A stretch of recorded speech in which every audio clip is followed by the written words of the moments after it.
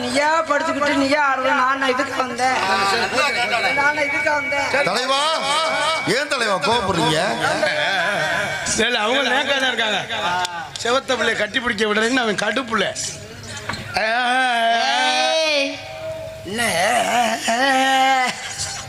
கேட்டா கொட்டாய் விடுறேன். பாசமுள்ள பாண்டு எறி அண்ணே மைக் அங்க இருக்குனே. இது மண்டை மைக்கே அது. பாசமுள்ள பாண்டு எறி